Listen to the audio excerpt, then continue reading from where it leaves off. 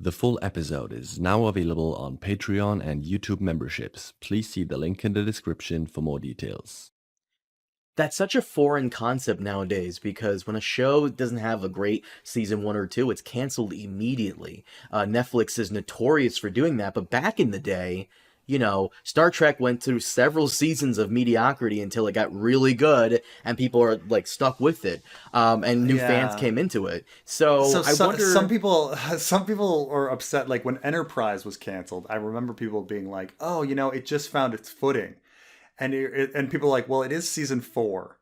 Like there's been like 100 episodes. I think like you can't be like, "Oh, it just found its footing." Like, come on, like there is those moments, but yeah, it takes. I mean, I'd say with Deep Space Nine, it's when the Dominion War starts. So people kind of say like season 3. TNG definitely probably season 3. So it is odd that it can take some shows a while for everybody to kind of figure out what's going on. Like the production staff, the writers, the actors, everybody kind of feel the footing. So it might be that. That's why I'm wondering, like, Um, maybe Rings of Power season 2 is where it finds its footing and it gets good. Once again, maybe it's me sniffing that copium, but I really hope so because I love Lord of the Rings and I want it to do well. I will tell you this about Wheel of Time though. A lot of the diehard fans are upset because the material has strayed very far from the book material. Oh, Yeah.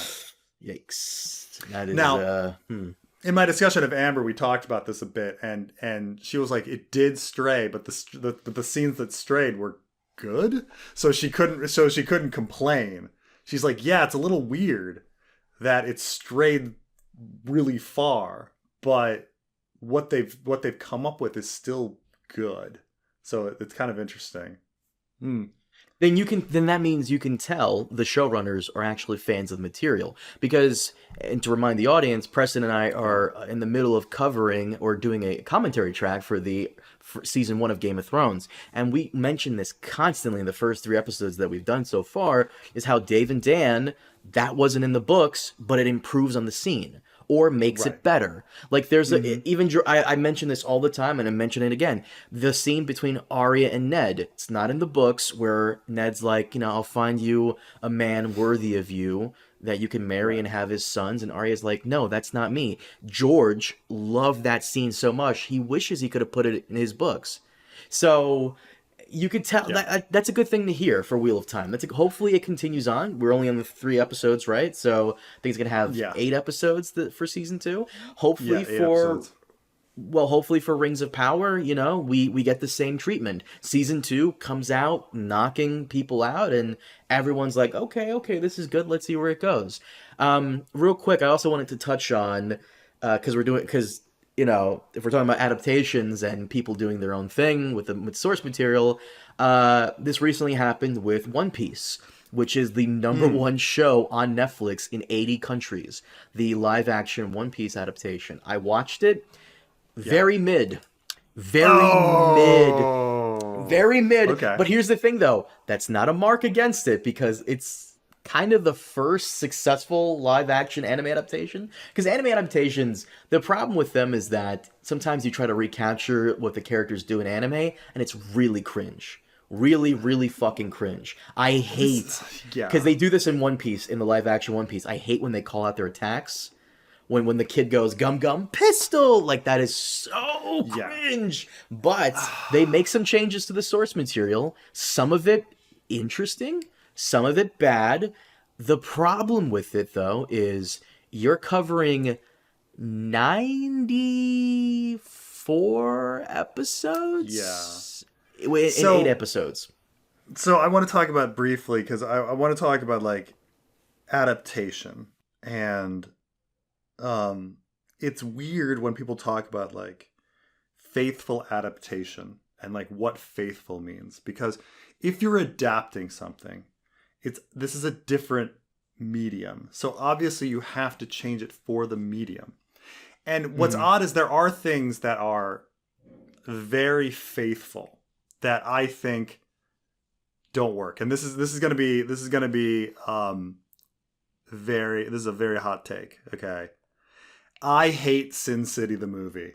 I think Sin City is shit. Okay, Whoa, it's a wow. big I hate it.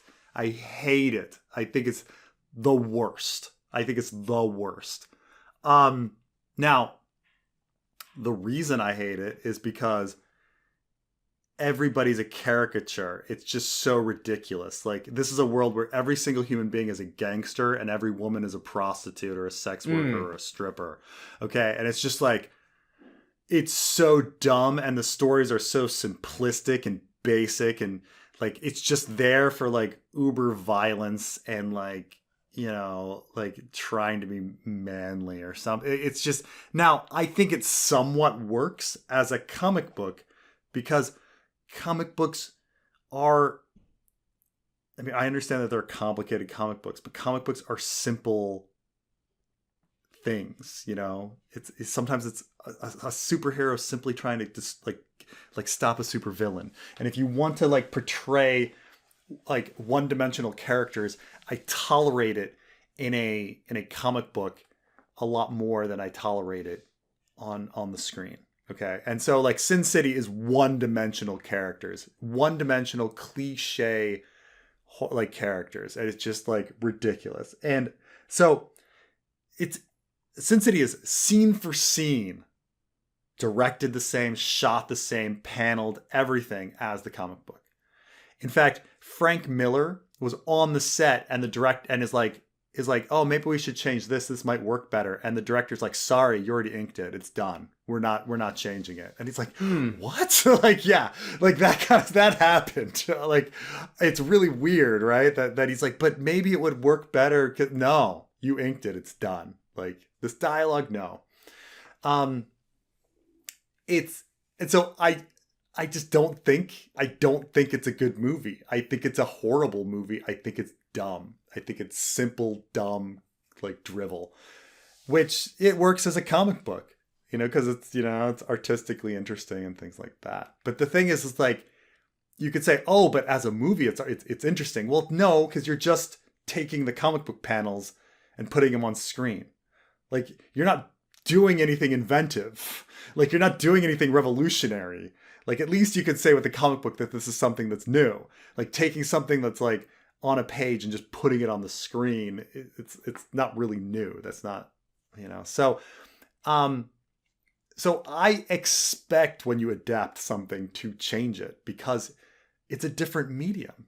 Like, it's a different, like with live action, you have a human being who moves and emotes and you can see their face. And so like, you can have subtlety, you can have real emotion, you can have real characters, something that you don't necessarily need in a medium where you don't have moving characters and, you know, and close-ups and stuff like that. And like, you know, subtle wavering of somebody's voice in order to project an emotion, you know? So, you know, I expect it to be different because film and movies it is a different medium. So, you know, I see what you're saying, and I agree with you, but you have to find some type of balance, because I will argue that One Piece is more faithful to some of the bigger moments than it wasn't, versus something like Cowboy Bebop, which also got a live action adaptation. I think the Cowboy Bebop anime is phenomenal. I would recommend that anime to you, to my mom, that who doesn't watch anime, like. Cowboy Bebop anime is like a perfect show, but the live action adaptation sucked. There is a reason why. There is a reason why an anime character jumping 50 feet in the air and like kicking and having lightning coming out of his feet like seems okay in a cartoon or a comic book. And that's because that's a cartoonish action. And so when you watch a cartoon do a cartoonish action, it seems fine. When you're doing live action, now you have stripped the cartoon.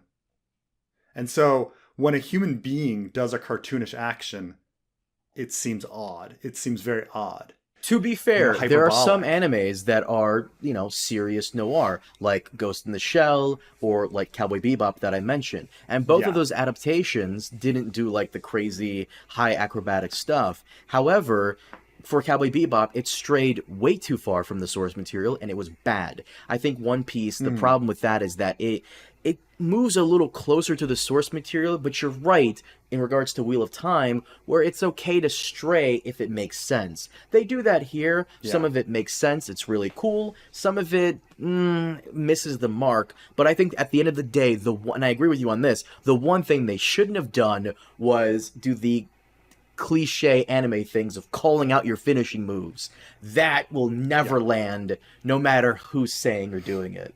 That is just so cringe. My one criticism of One Piece, which is my same criticism of House of the Dragon, it didn't have enough episodes. One Piece needed at least 12. Oh. They had 8. Yeah. And I feel as though if One Piece had more time, more episodes, they could have introduced certain characters, they could have fleshed out many of the existing characters, and overall would have been a better show. I would have given at least 3 episodes per arc, so 3 episodes in Syrup Village, 3 episodes at the Baratier, and 3 episodes at Arlong Park.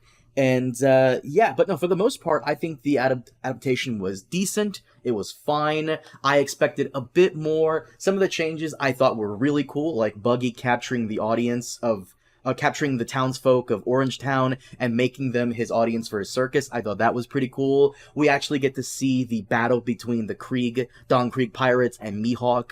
I thought that was pretty neat. When the wanted posters come up to the pirate's face and they like interact with it, breaking the fourth wall, I thought that was really cool. Several of the actors who portray the characters did a phenomenal job, and some of them looked way more like their anime counterpart than the anime characters themselves. Yeah. Kobe, Captain Kuro, Buggy was great.